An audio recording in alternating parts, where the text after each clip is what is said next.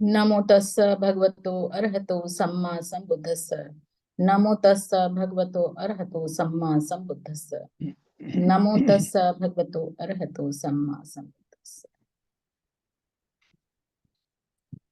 अब तक जितने भी बुद्ध हुए हैं सभी को मेरा नमन, सबको नमन करते हुए इस धम्म सभा में हमारे जितने भी भिक्षु जन हैं और महाबोधि सोसाइटी के हमारे प्रेसिडेंट सर और सभा में उपस्थित सभी धम्मजनों का मैं हार्दिक अभिनंदन करती हूँ। आज का मेरा टॉपिक है दैनिक जीवन में अभिधम्म, अभिधम्म इन डेली लाइफ। तो अभिधम्म हमारे जीवन में किस तरीके से है, हम लोगों को मोस्टली लोगों को इस चीज का वो रहता है कि मतलब अभिधम्म का मतलब है कि वो हमारे उसको मतलब इसको बहुत एक टफ के फॉर्म में लेते हैं, बहुत कठिन है ऐसा कुछ सोचते हैं। लेकिन हमारे दैनिक जीवन में किस तरीके से अभिधम्म को हम फॉलो कर सकते हैं, उसके ऊपर मैंने जैसा पढ़ा और समझा है वो मैं आप सबके सामने आज यहाँ पर रखना चाहती हूँ। तो अभिधम्म लोगों के बीच में कैसे फैला और इसका कैसे विस्तार हुआ, इस बारे में बहुत कुछ भ्रांतियां हैं। अभिधम्म को लेकर के लोगों के मन में भी एक हिचकिचाहट सी होती है, या यूं कहें कि एक उनके अंदर डर होता है, भय होता है। किस बात को लेकर के? कि अभिधम्म बहुत कठिन विषय है और आम लोग इसे समझ नहीं सकते हैं। ये उनके अंदर में ऐसी एक भ्रांति या एक धारणा सी होती है। लेकिन यदि सरलता से हम इसे समझें तो इसका दैनिक जीवन में हम इसको उतार सकते हैं और इसको अपनी डेली लाइफ में उसको फॉलो कर सकते हैं। तो अभिधम्म की उत्पत्ति कैसे हुई है? तो कुछ लोगों का मानना है कि जो अभिधम्म का जो अंश है वो त्रिपिटक में बाद में जोड़ा गया है। हम जानते हैं कि भगवान बुद्ध के परिनिब्बान के पश्चात जो पहली बौद्ध संगीति हुई थी, तो वो राजगृह में पहली जो बौद्ध संगीति हुई थी उसमें भगवान बुद्ध के द्वारा जो उपदिष्ट वचन हैं उन सभी को दो भागों में बांटा गया था। एक पार्ट जो था वो विनय पार्ट था और दूसरा पार्ट जो था वो एक नियम, वो एक धम्मा, उसको मतलब एक संबोधित किया गया था धम्मा के नाम से। तो विनय का मतलब है कि नियम, जो कि मुख्य रूप से भिक्षु लोगों के लिए, भिक्षु भिक्षुनियों के लिए बनाए गए थे। तो वो थे ये नियम किस कारण से बने थे? विनय का जो मतलब इसका ओरिजिनेशन हुआ था, इसका जनरेशन हुआ था, वो क्यों हुआ था?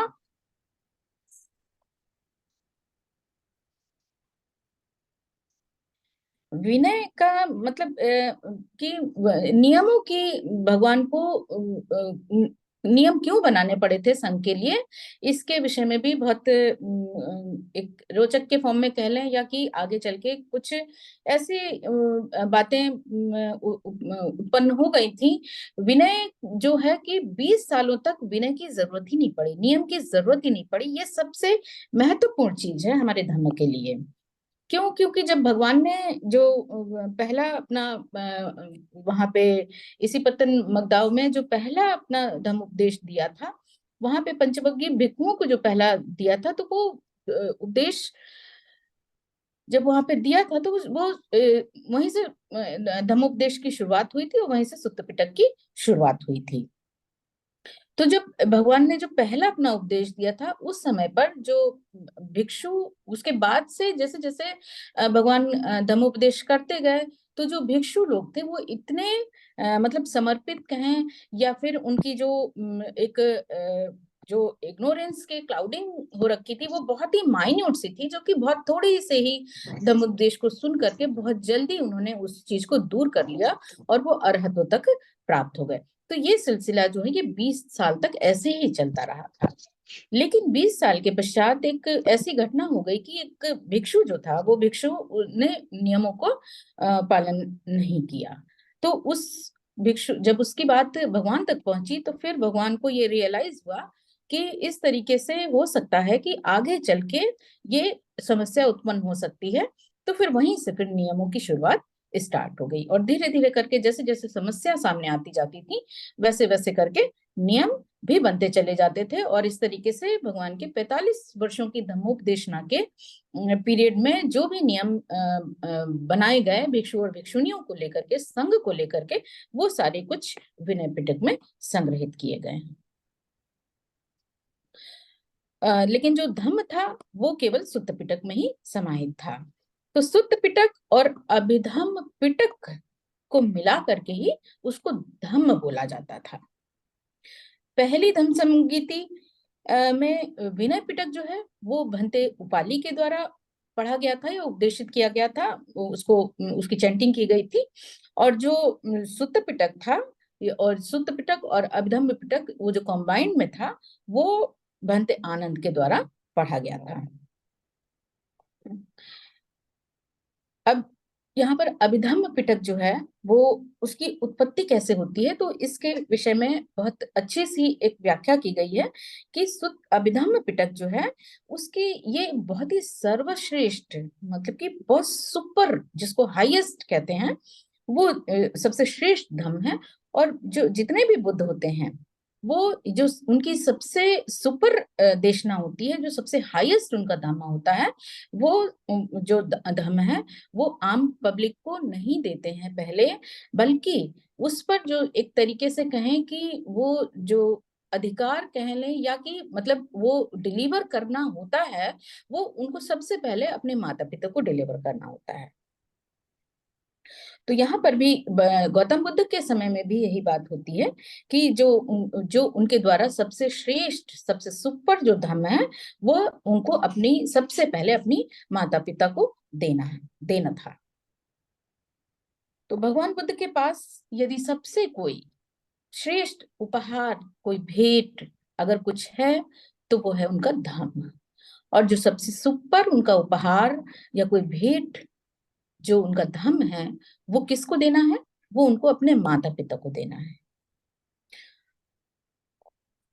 तो उनका धर्म, तो उन्होंने सबसे पहले उन्होंने उसको अपने माता पिता को ही डिलीवर किया। और उसमें भी माता पिता को तो देना है, लेकिन उसमें भी जो श्रेष्ठ धर्म मीन्स कह लें कि जो एक उसका एसेंस, जो सुपर एसेंस है, वो भी उनको अपनी माता को देना है।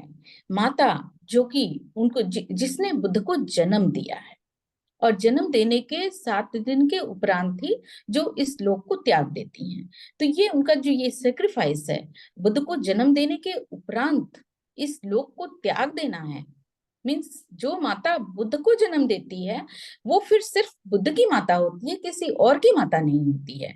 इसीलिए जो भी और बुद्ध की माता होने का मतलब क्या होता है कि कोई यूं ही बुद्ध की माता नहीं हो सकता है। उसके लिए कितने कितने लाखों जन्मों, कल्पों तक का संघर्ष, कितनी मतलब उसके लिए कितनी पारमिताओं को पूरा करना होता है, कितने कर्मों को संजो के रखना होता है, पुण्य कर्मों को संग्रहित करना होता है, तब जाकर के यह अपॉर्चुनिटी किसी पर्सन को मिलती है जाकर के। तो जो बुद्ध की माता है, वो जो बुद्ध को जन्म देने के बाद 7 दिन बाद वो इस लोक को त्याग देती हैं, तो इस सबसे श्रेष्ठ जो धम्म है उसको सबसे पहले सुनने का जो अधिकार है वो बुद्ध की माता को है। तो इसीलिए भगवान जो अपने जब उनको अपने ज्ञान प्राप्ति के 7 वर्ष के पश्चात जो ये सबसे पहले जो अभिधम्म को डिलीवर करते हैं, वो अपनी माता को वो अभिधम्म डिलीवर करते हैं।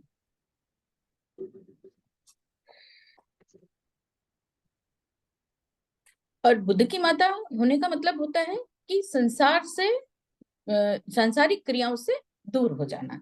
इसलिए बुद्ध की माता जो होती हैं उनका फिर संसार में वो ज्यादा दिनों तक संसार में नहीं रह पाती हैं। और बुद्ध की माता जो है फिर इस लोक से मतलब लोक से जाने के उपरांत वो तावमतेस जो दूषित देवलोक है वहां पर उत्पन्न होती हैं। तो भगवान बुद्ध अपने 7वें वर्षावास में उनसे मिलने के लिए दूषित देवलोक में जाते हैं और वहां जा करके अपना जो सबसे गहरा धम होता है, जो सबसे उनका सुपर जो धम है, वो अपनी माता को वहां पर जा करके देते हैं। भगवान ने फिर तामतिस जो तुषित देवलोक में है, वहां पर अपनी माता के साथ साथ वहां पर जो भी जितने भी देव होते हैं, वो सभी उस जो डीप नॉलेज है, जो सबसे गहरा धम है, अभिधम है, उसको उनको सुनने का लाभ वहां पर मिलता है। और फिर लोग यहाँ पर एक पॉइंट यहाँ पर ये भी उठा सकते हैं कि जब जो कह सकते हैं कि फिर तो किया, तो इसका मतलब है कि इस धर्म की उपयोगिता इस लोक में किसी के लिए नहीं है। ऐसा पॉइंट भी लोगों के द्वारा उठा। लेकिन जो बुद्ध ने वह जो धर्म देवलोक में जाकर के दिया, वो ऐसा नहीं है कि फिर वो इस लोक में नहीं आया। बुद्ध बनने की सबसे पहले तो बुद्ध बनने की ये शर्त ही होती है कि बुद्ध बिना कारण, बिना निमित्त जो है वो कुछ भी जो है कि वो कहते नहीं हैं, करते नहीं हैं। तो सम्यक संबुद्ध की ये शर्त होती है कि बुद्धत्व प्राप्ति के पश्चात जो उनका सबसे सुपर धम है, वह गहन चिंतन जो ध्यान धम है, वह सबसे पहले किस पर्सन को देंगे? उस पर्सन को देंगे जो उनको जन्म देती है। इसीलिए भगवान जो ये और चूंकि उनकी माता जो है मृत्यु उपरांत परिनिब्बाण के पश्चात वो तुषित देवलोक में रह रही होती हैं, तो फिर उनको तुषित देवलोक में जाकर के ही उस धर्म को उनको डिलीवर करना पड़ा। इसलिए भगवान को तुषित देवलोक जाना पड़ा।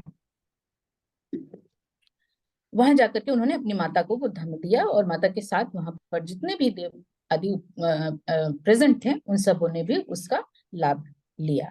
तब यहाँ पर एक प्रश्न यह भी उत्पन्न होता है कि फिर ये इस लोक में कैसे आया? जब तुषित देवलोक में उन्होंने धम्म डिलीवर किया था, अभिधम्म को डिलीवर किया, तो फिर ये इस लोक में कैसे आया?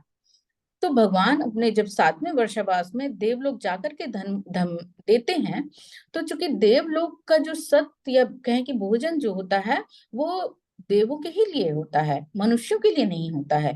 चूंकि भगवान मनुष्य फॉर्म में थे, मनुष्य के रूप में थे, तो इसलिए उनको जो भोजन है वो मनुष्यों का ही भोजन वो ग्रहण करेंगे। इसलिए देवलोक में जब धम डिलीवर करने के पश्चात जब भोजन का टाइम होता था, तो भगवान फिर इस लोक में आते थे, और इस श्लोक में आकर के फिर सारीपुत्र उनके लिए जो उनके सबसे जो उनके भिक्षु सारीपुत्र होते हैं, वो उनके लिए भोजन का इंतजाम वहां पर करके रखते थे।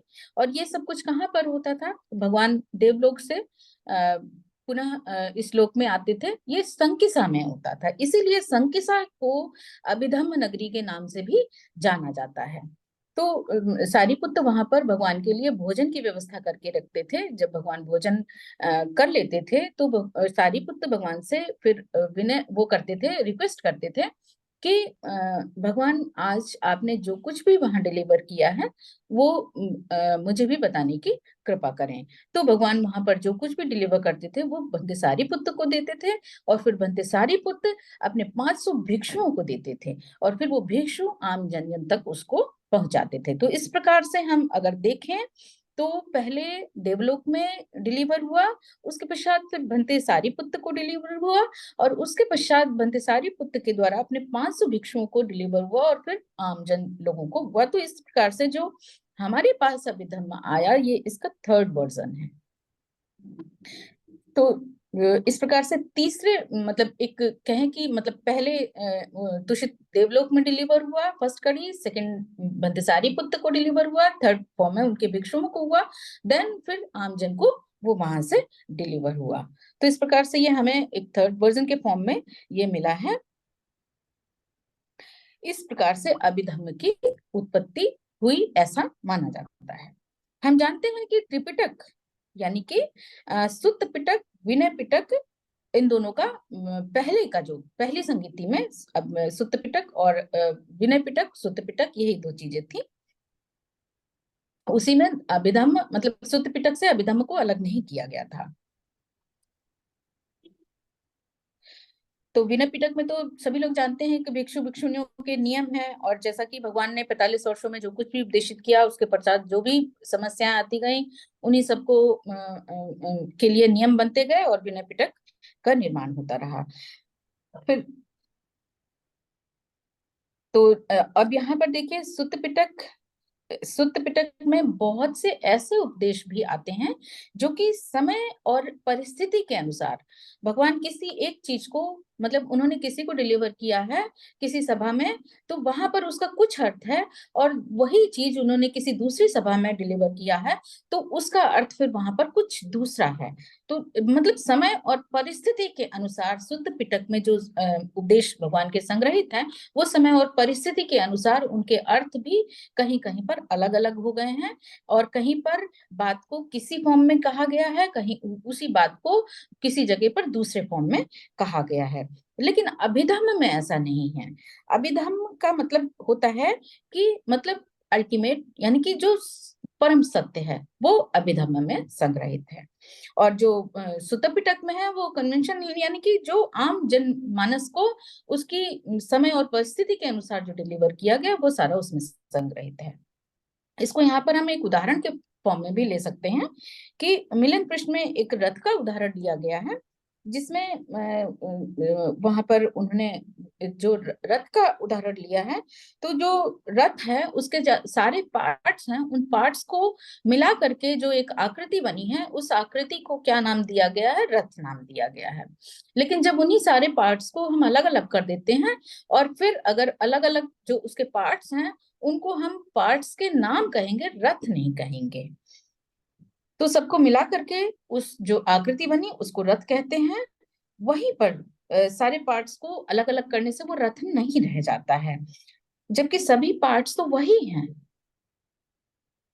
इसी प्रकार से मनुष्य जो कि चार तत्वों से मिलकर के बना हुआ है, जब उनके टूटने पर क्या उस व्यक्ति की जब मरणोपरांत जो ये सारे तत्व हैं अलग अलग हो गए हैं, तो क्या वही व्यक्ति रह जाता है, या फिर पुनः जब वही तत्व मिलते हैं तो क्या उसी व्यक्ति का निर्माण होता है, वही व्यक्ति पुनः निर्मित हो जाता है, तो या एक किसी नए जीव की उत्पत्ति होती है। तो रथ के एक पुर्जे को अलग करके देखते हैं कि रथ तो कहीं था ही नहीं। जब उसके पुर्जों को अलग कर देते हैं तो हम पाते हैं कि रथ तो कहीं था ही नहीं।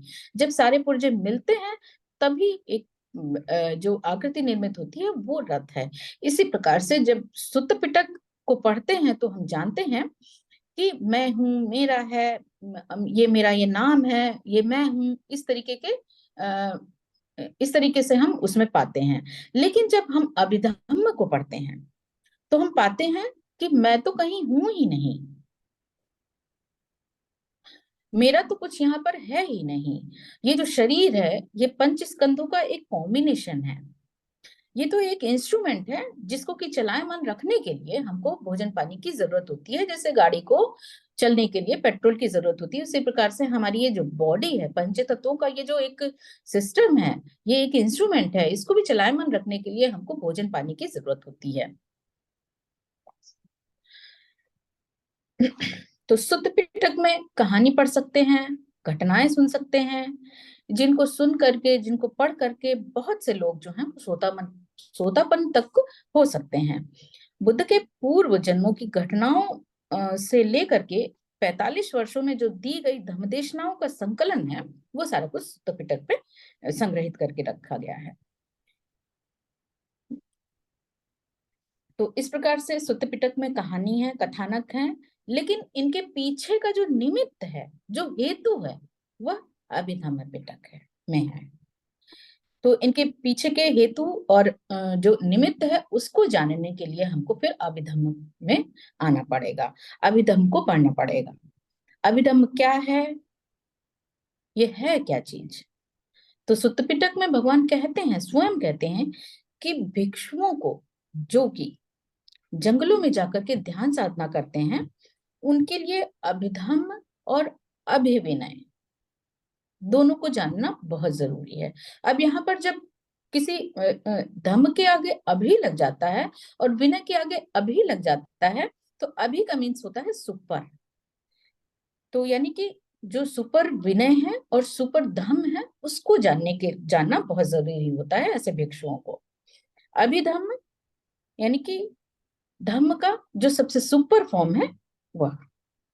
तो धम्म बुद्ध की जो शिक्षाएं हैं उनको तो हम सभी लोग जो बुद्धिस्ट लोग हैं वो फॉलो करने की मोस्टली मतलब ज्यादा से ज्यादा हम लोग उसको फॉलो करने की कोशिश करते रहते हैं। लेकिन जब इस धम्म के आगे अभी लग जाता है तो इसका अर्थ हो जाता है कि हाईएस्ट फॉर्म में। तो फिर जब हम अभिधम्म को पढ़ते हैं तो फिर हम कोशिश करते हैं, तो फिर हम मतलब कि उन कथा कहानियों से फिर हम ऊपर निकल जाते हैं। फिर हम एक उस फॉर्म को सोचने लग जाते हैं कि जो बहुत ही माइन्यूट और सटल सा फॉर्म है, जिसको कि भगवान चिंतन करते रहे और इतना उनको 6 वर्ष लगे तपस्या करके, फिर उन्होंने पूरा जो उस रतन घर के वहां पर उन्होंने अपना टाइम पीरियड जो व्यतीत किया था 1 हफ्ते का, उस 1 हफ्ते में जो गहन चिंतन उन्होंने किया होता है, वो उस चीज को समझने के लिए फिर हम मतलब उस अवस्था तक पहुंचने की कोशिश करते हैं कि इस अभी यानी हाईएस्ट नंबर को हम समझ सकें और समझ करके फिर उसको फॉलो कर सकें। जब हम उसको समझने लग जाते हैं फिर ये जो छोटी छोटी चीजें होती हैं, छोटी छोटी जो हमारे सामने, जिसको हम अभी तक मैं मेरा ऐसा कुछ समझ रहे होते हैं, उससे फिर हम ऊपर निकल जाते हैं और वो चीजें फिर हमारे लिए बहुत छोटी हो जाती हैं कि अरे हम तो अब कहाँ पड़े हुए थे इन चीजों में। ये सब कुछ तो फिर मैं और मेरे लिए कुछ रह ही नहीं जाता है, फिर हम उससे ऊपर निकल जाते हैं। तो इस प्रकार से जो भगवान ने जो ये हाईएस्ट धर्म जो है कि जो विनय है केवल भिक्षुओं के लिए बनाया था, और अब जब धम्म में अभी लग गया था फिर ये अभिधम्म बन गया, और इस प्रकार से भिक्षुओं को भगवान ने निर्देशित किया कि अभिधम्म और अभिविनय का वो निरंतर उसको प्रयासरत करते रहें, उसको इस प्रयास में लगे रहें कि उसका अभ्यास करते रहें और उसको अपने जीवन में फॉलो करते रहें। उपासक उपासिकाओं के लिए जो ये पंचशील हैं और अष्टशील हैं, यही उनके लिए विनय एक तरीके से विनय के रूप में है। तो अभिधम्म में भगवान ने क्या कहा है उसको जानना चाहिए। भगवान की सबसे जो उत्तम कोटि का धम्म है ये बताता है कि हमारा जो ये शरीर है, जो ये पंचस्कंधों से बना है, जिसको कि हम बहुत ज्यादा इसकी देखभाल करते हैं, बल पूरे जीवन पर्यंत इसकी देखभाल करते रहते हैं। भगवान ने कहा है कि इसकी देखभाल करिए। क्यों करिए? क्योंकि ये एक इंस्ट्रूमेंट है।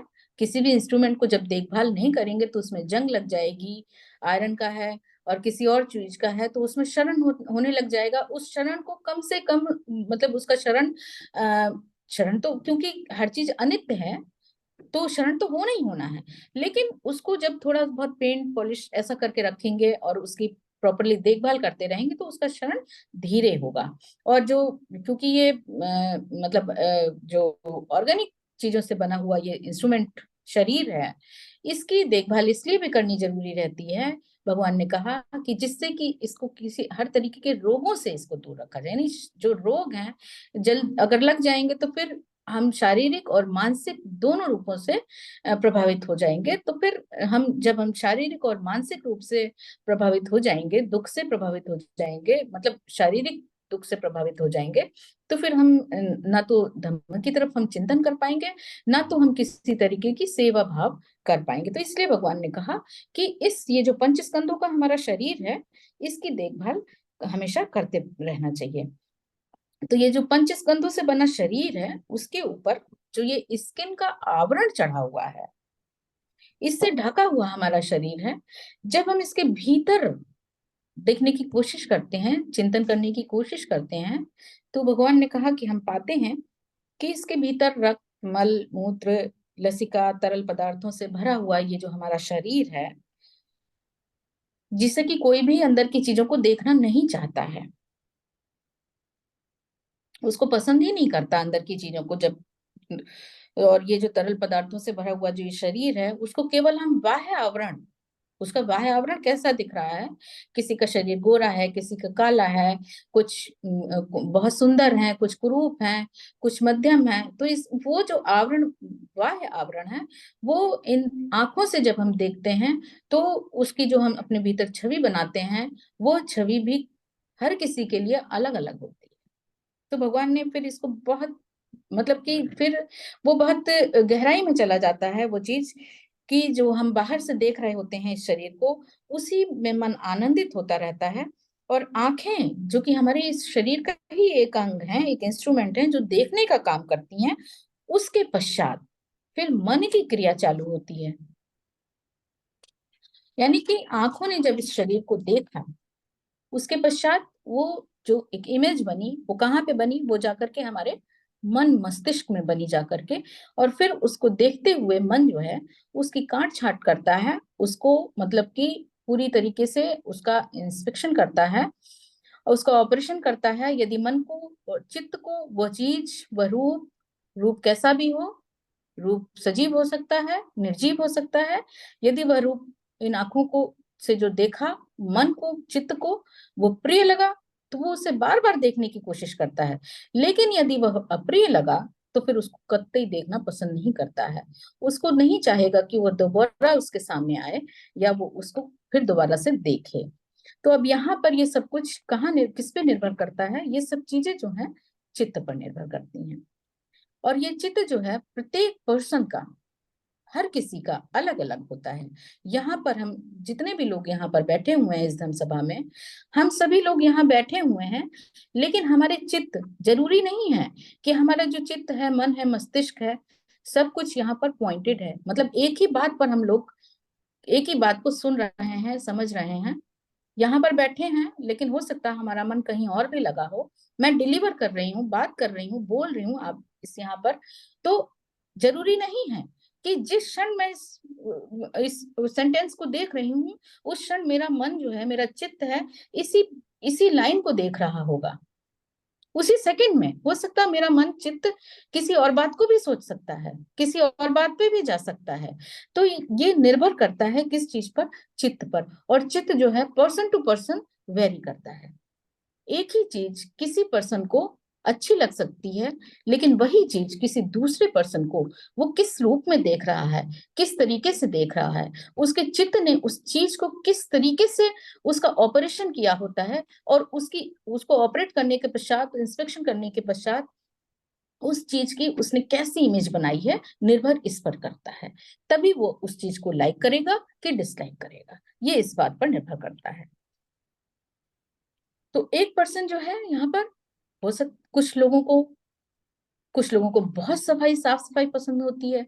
वहीं पर कुछ लोगों को अगर आप देखिए तो उनको अपना शरीर तक साफ करने की जरूरत महसूस नहीं होती है। मतलब कि उनको गंदगी ही अच्छी लगती है, उनको उस गंदे में कुछ गंदा नहीं दिखाई देता है।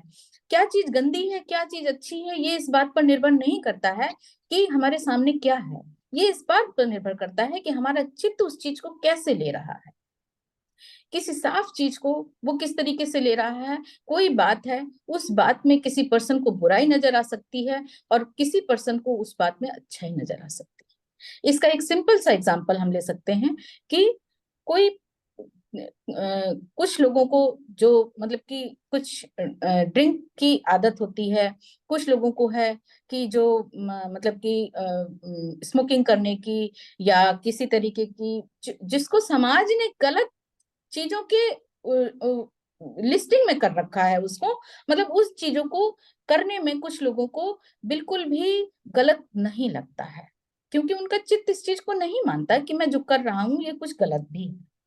वहीं पर जो लोग इस चीज को मानते हैं कि नहीं, इससे शरीर को नुकसान होगा, इससे समाज को नुकसान होगा, इससे भविष्य को नुकसान होगा, हमारी पीढ़ियों को नुकसान होगा, मनुष्यता को नुकसान होगा, इस पृथ्वी को नुकसान होगा, और इस पृथ्वी में जो ये एक सामाजिक वातावरण ताना बाना बना हुआ है, इसको नुकसान होगा। जो लोग ऐसा समझते हैं तो वही चीजें उनको गलत लग सकती हैं। तो ये निर्भर करता है हमारे चित्त पर कि हम किस चीज को किस तरीके से ले रहे हैं।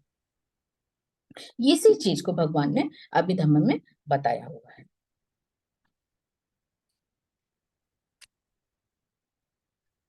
इसी चीज की व्याख्या हमें अभिधम्म में मिलती है। सुत्त पिटक के अनुसार शरीर के अंगों की अलग अलग तरह से व्याख्या मिलती है, लेकिन अभिधम्म में ये व्याख्या जो है ये माइंड एंड मैटर के फॉर्म में आ जाती है। फिर वहां पर यानी कि शरीर के जो बाह्य अंग हैं उनको माइंड एंड मैटर के रूप में व्याख्या मिलती है, फिर चित्त और चैतसिक के घटक के रूप में उसका विश्लेषण पढ़ने को मिलता है। बुद्ध की सभी व्याख्याएं जो हैं उच्च कोटि की ही हैं, लेकिन अभिधम्म में बहुत सारी चीजों को जो सिस्टमैटिक फॉर्म में विश्लेषित किया गया है, यही इसकी सबसे बड़ी क्वालिटी भी है। हमारे जीवन की जो बेहतरी वास्तविकता, जो मन की, काया की या इस लोक की वास्तविकता है, उससे अभिधम हमको वास्तविक रूप से रूबरू कराता है। यह एक प्रैक्टिकल तरीका भी हो सकता है इस लोक में लोक को समझने का, जीवन को समझने का। लोक भगवान ने सिर्फ मतलब लोक यानी इस पृथ्वी को ही नहीं कहा है, बल्कि भगवान ने इस पंच स्कंद से बने हुए शरीर को ही भगवान ने लोक कहा है। तो इसको समझने के लिए, यानी चित्त और चैतसिक को समझने के लिए, क्योंकि सब कुछ जब हमारे चित्त और चैतसिक पर ही निर्भर करता है, तो फिर ये जो सब कुछ गवर्न हो रहा है, जो कुछ भी हम कर रहे हैं, वो सब कुछ उस चित्त और चैतसिक के द्वारा ही किया जा रहा है। तो इसलिए उसी को समझना बहुत आवश्यक है। ये इसी की व्याख्या अभिधम्म में हमको पढ़ने को मिलती है। तो आज समय कंप्लीट हो रहा है और ये व्याख्या बहुत लंबी है, इसको मैं कई चरणों में लूंगी। तो इसलिए आज अपनी वाणी को मैं यहीं पर विराम देती हूँ, और इसकी अगली व्याख्या अगली सभा में मैं आपके सामने रखना चाहूंगी।